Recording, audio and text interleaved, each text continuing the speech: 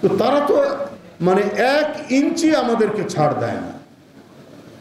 তো সেই ক্ষেত্রে আমাদের তো বাংলাদেশের মানুষের তো আবেগ থাকতেই পারে। আমাকে যখন হেয় করবে, আমাকে যখন অবহেলা করবে, আমাকে যখন ঘৃণা করবে এবং বাংলাদেশের মানুষের প্রতি যখন ধৃষ্টতাপূর্ণ কথাবার্তা বলবে ভারতের একজন কেন্দ্রীয় এবং প্রভাবশালী মন্ত্রী, তখন আমার তো আবেগ আসবেই না। এরা তো আমাদের সাথে বন্ধুত্ব চায় না, জনগণের সাথে বন্ধুত্ব চায় না। এরা বন্ধুত্ব চায় শুধু শেখ হাসিনার মতো একজন ভয়ঙ্কর রক্ত পিপাসু এক স্বৈরশাসককে। এরা বাংলাদেশের জনগণকে ওরা পছন্দ করে না। আমাদের একজন উপদেষ্টা, গুণী মানুষ, অর্থনীতিবিদ, তিনি একটি কথা বলেছেন যে ভারতে ইলিশ মাছ পাঠানোর ব্যাপারে, যে আমরা ইলিশ মাছ এটা রপ্তানি করি, এখানে আবেগ দিয়ে কথা বললে তো হবে না। তো আমি শুধু এই ব্যাপারে এটা বলতে পারি, হ্যাঁ মানে বাঙালি জনগোষ্ঠী ভারতেও আছে, এদের প্রধান ধর্মীয় উৎসব হচ্ছে দুর্গাপূজা। দুর্গাপূজার সময় ইলিশ মাছ একটা বড় উপাদান হিসেবে কাজ করে আমরা জানি। আমরা কোনোদিনই ইলিশ মাছ রপ্তানির ব্যাপারে আমরা কোনো বাধা দেইনি, আমরা কখনোই বলিনি। আমরা নিজেরা একটা মাঝারির চাইতেও ছোট ইলিশ মাছ 1800 টাকা 2000 টাকা দিয়ে কিনি। আমাদের দেশে যেটা যে ইলিশ মাছ ধরা পড়ে, অথচ এই ইলিশ মাছ আমরা রপ্তানি করি। আমরা জানি আরেকটি ওখানে জনগোষ্ঠী আছে, বাংলাদেশের হিন্দু কমিউনিটি এবং ভারতের পশ্চিমবাংলার হিন্দু কমিউনিটি, তাদের প্রধান ধর্মীয় উৎসব দুর্গাপূজা। এটা হতেই পারে। আমরা কিন্তু আমাদের উপর যে দাম বৃদ্ধির যে প্রকোপ, এটা মেনে নিয়েও আমরা করি।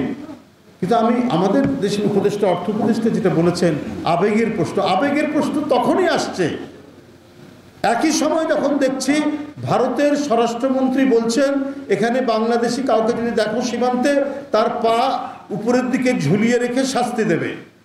তখন তো আমাদের মধ্যে তো আবেগ তৈরি হবেই। শহীদ রাষ্ট্রপতি জিয়াউর রহমান তো স্বাধীনতা সার্বভৌমত্বের রক্ষা করার কথা বলেছেন, সেই আবেগ তো তিনি দিয়ে গেছেন, যেটা লালন করেছেন দেশনেত্রী বেগম খালেদা জিয়া। দেশের সার্বভৌমত্বের প্রশ্ন তিনি আপোস করেননি। তাহলে এই গোটা জাতি তো নিজ দেশ, নিজ রাষ্ট্রের ব্যাপারে অত্যন্ত আবেগপ্রবণ।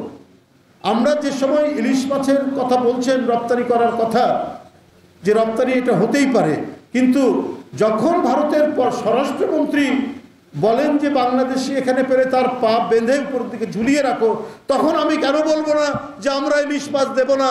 যাদেরকে আমরা নানাভাবেই যাদের শ্রদ্ধা করি, ওদের ধর্মীয় উৎসব, সেই ধর্মীয় উৎসবে শ্রদ্ধা রেখে এই সময় যে ইলিশ মাছ যায় ভারতে, রপ্তানি, আমদানি রপ্তানি বাণিজ্য, এটা তো সবসময় হয়ে এসছে, এটা সবসময় হয়ে এসছে।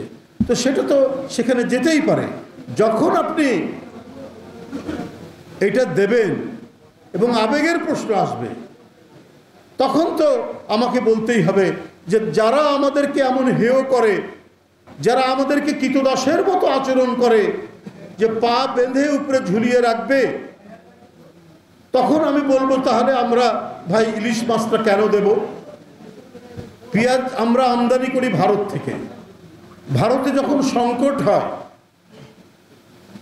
তখন তো তারা পেঁয়াজ রপ্তানি বন্ধ করে দেয়, অথবা এই যে এখনো গতকাল থেকেও তাদের ওখানে সংকট শুরু হয়েছে, তারা শুল্ক, রপ্তানির উপর শুল্ক বৃদ্ধি করে দেয়, 40% শুল্ক বৃদ্ধি করে দেয়। তখন তো তারা ভাবে না যে একটা বন্ধু রাষ্ট্র, আচ্ছা আমার দেশে দাম বেড়েছে, তাহলে আমরা যদি এখানে শুল্ক বৃদ্ধি করি, নিম্নতম যে রপ্তানি যে আয়টা তাদের হয় সেটা তো তারা তুলে দেয় না, সেটার উপরে তো আরো বেশি তারা অ্যাড করে, যোগ করে। ওদের পছন্দ একটাই যে শেখ হাসিনা থাকলে বাংলাদেশে তারা মাতবরি করতে পারবে, শেখ হাসিনা থাকলে ভারতের আধিপত্য বাংলাদেশে বিস্তার লাভ করবে। এই তখন তো জনগণের মধ্যে আবেগ তৈরি হবে যে ভারত যদি আমাদেরকে দ্বিতীয় শ্রেণীর তাদের নাগরিক মনে করে, তাহলে তো আমাদের আবেগ চরম আকারে ধারণ করবে। বাংলাদেশের মানুষের আবেগ ছিল বলেই তো এখানে বারবার গণতান্ত্রিক আন্দোলনে আমরা বিজয়ী হয়েছি। ওই আবেগ দিয়ে, বাংলাদেশের মানুষের আবেগ ছিলই বলে এক রক্তাক্ত যুদ্ধের মধ্যে দিয়ে আমরা 71 সালে স্বাধীনতা অর্জন করেছি। তো সুতরাং বাংলাদেশের মানুষকে উপরে লটকিয়ে দিয়ে আমরা তাদেরকে মাথা নত করে ইলিশ মাছ রপ্তানি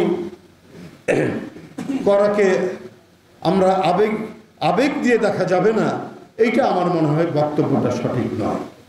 বরং আমি বলবো যে আরেকজন উপদেষ্টা ফরিদা আক্তার, তার বক্তব্য আমার কাছে অনেক গ্রহণযোগ্য মনে হয়েছে।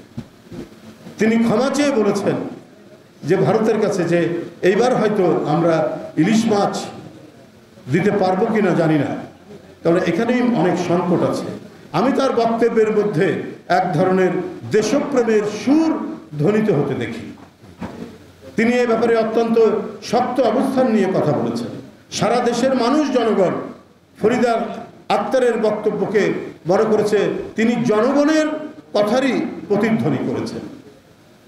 যদিও কমার্স মিনিস্ট্রি তারা রপ্তানি করবেন, সেটাতে আমরা এর আগেও কখনো আপত্তি করিনি, কেউ আপত্তি করেনি।